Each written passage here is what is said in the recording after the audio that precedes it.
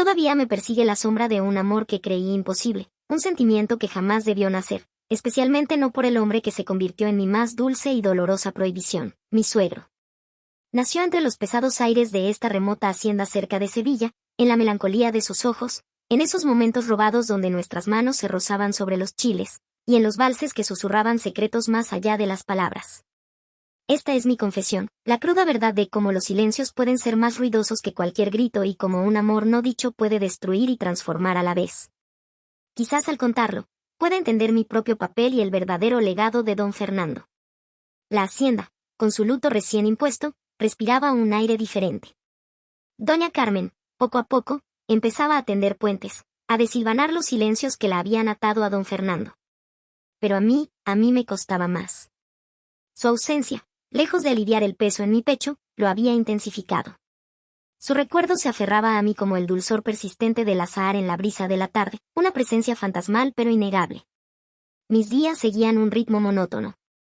Caminaba por los campos de naranjos, el sol de Andalucía acariciando mi piel a través del lino de mi vestido, un tacto suave que no lograba disipar la aspereza de mis pensamientos. Mis manos, acostumbradas al tacto rugoso de la tierra y al fresco de las hojas de los chiles, ahora buscaban inconscientemente la memoria de sus palmas callosas, el roce de sus dedos en el baile, casi un espejismo que me erizaba la piel. La pregunta que había asomado en mi mente aquella última noche, como una sombra alargada bajo la luna, no dejaba de inquietarme. ¿Qué libertad era esa que don Fernando deseaba para Carmen?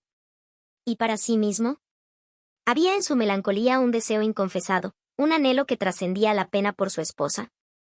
La imagen de sus ojos, tan profundos y melancólicos, se repetía en mi memoria, y ese destello fugaz de deseo que había percibido durante el vals, ahora cobraba una nueva, inquietante, dimensión. Me encontraba a menudo en el invernadero de chiles, el calor denso y pegajoso envolviéndome como un abrazo.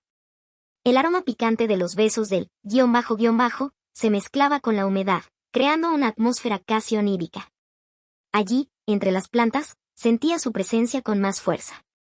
A veces, el recuerdo de su mano sobre mi cadera, fugaz como el aleteo de una mariposa, me provocaba un escalofrío que no tenía que ver con el frío, sino con una corriente eléctrica que recorría mi piel bajo el fino algodón de mi ropa. Era una sensación incómoda, sí, pero también extrañamente viva. Ricardo, ajeno a la tormenta que se agitaba en mi interior, seguía con sus viajes de negocios. Su ausencia, una constante que antes me había parecido normal, ahora se sentía como un abismo. Su voz al teléfono, a pesar de sus intentos por sonar cercano, me llegaba distante, desdibujada, como un eco de una vida que ya no me pertenecía del todo. ¿Era este el matrimonio que había soñado? La pregunta se me antojaba cruel, y la respuesta, aún más. Una tarde, mientras ayudaba a doña Carmen a recoger las naranjas, el sol teñía el cielo de tonos dorados y ocres. Ella, con una serenidad que aún me sorprendía, me habló de don Fernando. «Sabes, mi niña», dijo, su voz ahora más suave, Fernando era un hombre de secretos. Guardaba todo dentro, como si las palabras fueran algo preciado que no se podía malgastar. Su mirada se perdió en el horizonte, en las siluetas de los olivos centenarios. A veces, pensaba que su silencio era una forma de protegerme, de no cargarme con sus propios miedos. Otras veces sentía que era un muro infranqueable. Sus palabras eran un eco de mis propios pensamientos. ¿Y si ese muro no era solo para protegerla a ella, sino para ocultar algo más? ¿Un deseo inconfesado? La idea me asaltaba con una mezcla de vértigo y una curiosa fascinación. Podría ser que don Fernando, en su desesperación, hubiera buscado consuelo en un lugar prohibido, en un sentimiento que jamás se atrevió a nombrar. Mis dedos, que acariciaban la piel tersa de una naranja madura, se detuvieron. Sentí un rubor subir por mi cuello. La piel de la fruta, con su textura ligeramente rugosa y el aroma cítrico, era un contraste con la suavidad de mi propia piel, que parecía arder bajo el recuerdo de un roce ajeno.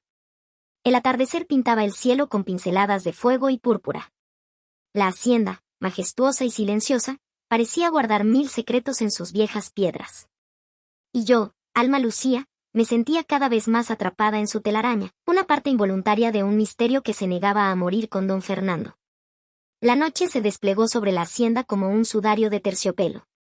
En mi cama, bajo las sábanas de lino que se sentían ásperas contra mi piel, el sueño se negaba a venir. El recuerdo de don Fernando, Su mirada melancólica y el roce fugaz de su mano en mi cadera durante aquel vals, danzaba en la penumbra de mi mente.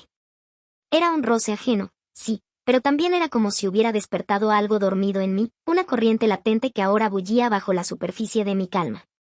Mi piel, que antaño había sido un lienzo de serenidad, ahora parecía arder, viva y extrañamente sensible. Ricardo había regresado, su presencia en la cama a mi lado era un bálsamo y, a la vez, una herida. Su aliento cálido en mi nuca, la familiaridad de su cuerpo, debería haberme traído consuelo, pero en su lugar, sentía una distancia abismal, un eco de los silencios que habían consumido el matrimonio de sus padres.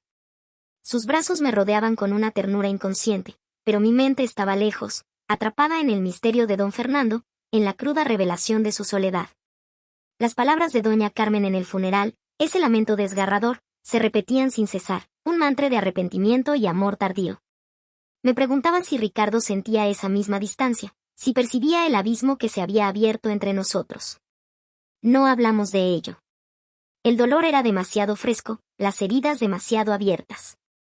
A la mañana siguiente, el sol se filtraba por las ventanas de mi habitación, tiñendo el aire de un dorado pálido.